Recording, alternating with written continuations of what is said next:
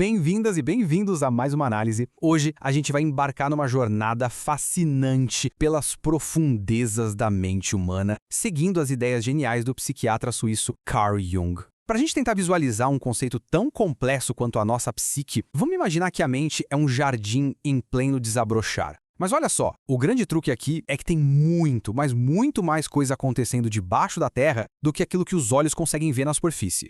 Sabe aquela sensação estranha de terminar o dia completamente sem energia, mesmo sem ter feito nenhum esforço físico absurdo? Ou então, por que será que a gente acaba caindo nos mesmos erros de sempre? Atraindo o mesmo tipo de problema financeiro ou aquele mesmo padrão de relacionamento tóxico, apesar de todos os esforços na superfície para mudar isso? Bom, acontece que tem uma força invisível operando nos bastidores 24 horas por dia. E é exatamente essa força que nós vamos desvendar agora. Parte 1. As flores desabrochando e as máscaras que usamos.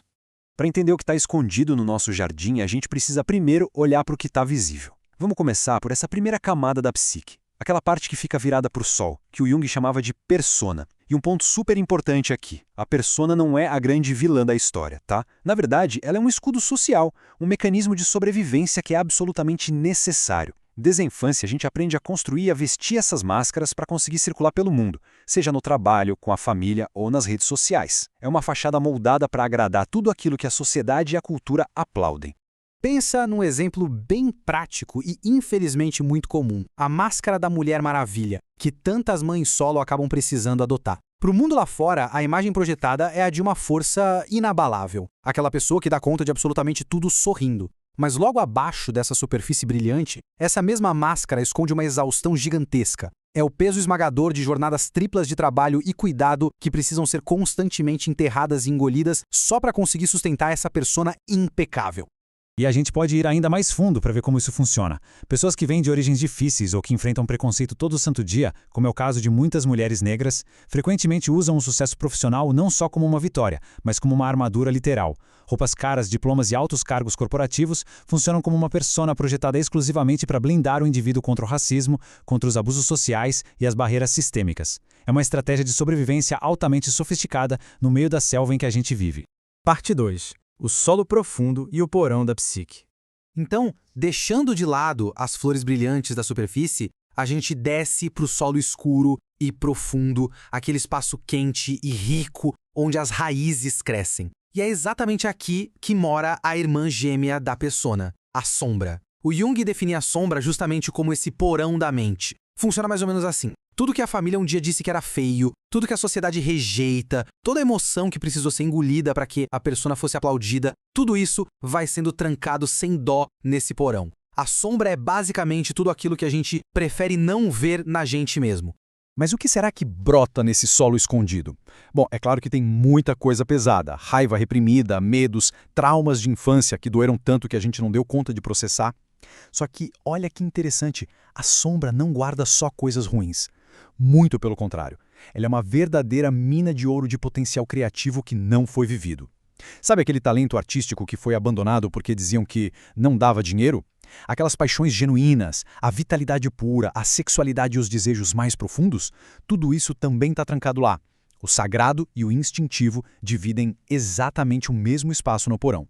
Tem uma observação genial do Jung que diz o seguinte: a sombra é aquela personalidade oculta, reprimida, na maior parte inferior e carregada de culpa, cujas ramificações finais remontam ao reino de nossos ancestrais animais. O que ele está dizendo é que a sombra é uma energia viva, pulsante. E aqui entra o grande paradoxo da coisa toda. Quanto mais a gente tenta ignorar e soterrar esses elementos, mais densos e poderosos eles ficam. Manter a porta desse porão trancada exige uma quantidade colossal de energia vital. Lembra daquela exaustão inexplicável que falamos lá no começo? Pois é, grande parte dela vem justamente desse esforço imenso para segurar a porta do porão fechada.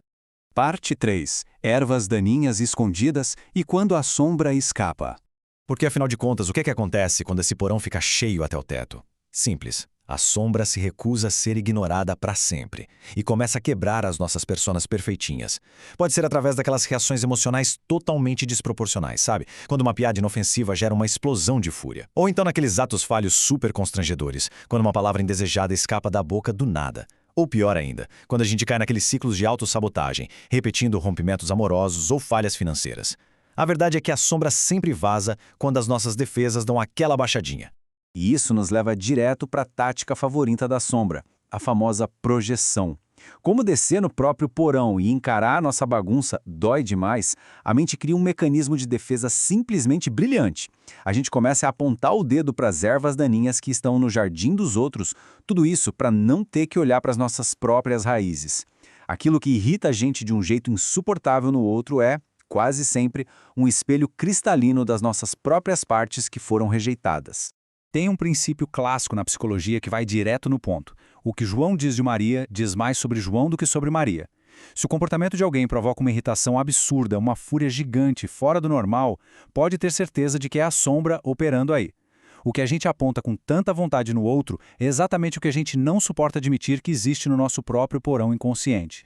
E se a gente quiser entender o impacto disso em grande escala, basta olhar para a polarização política extrema que vemos pelo mundo hoje em dia.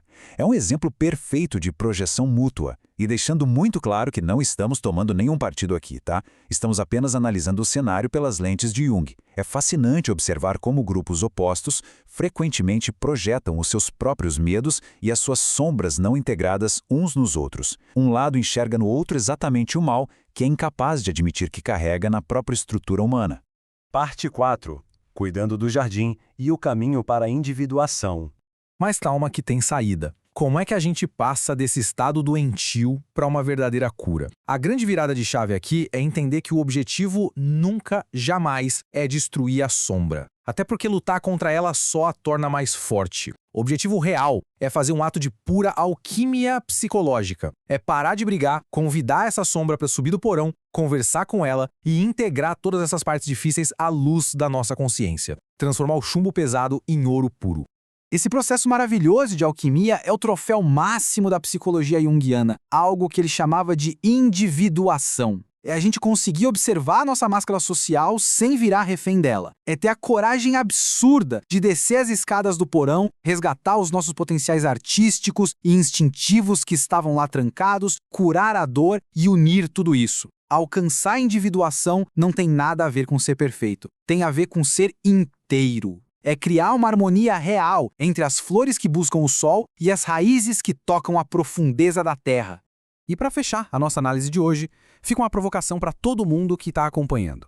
A sombra, no fim das contas, não é a inimiga. Ela é só uma parte exilada da nossa própria alma que está tentando desesperadamente voltar para casa. Quando a gente finalmente para de gastar tanta energia trancando a porta do porão, a gente libera um espaço gigantesco para ser autêntico de verdade. Então fica aqui o convite para olharmos para o nosso próprio jardim interno. Qual o potencial incrível que está ali esquecido no escuro da mente, só está esperando a chance de ser trazido à luz e finalmente florescer?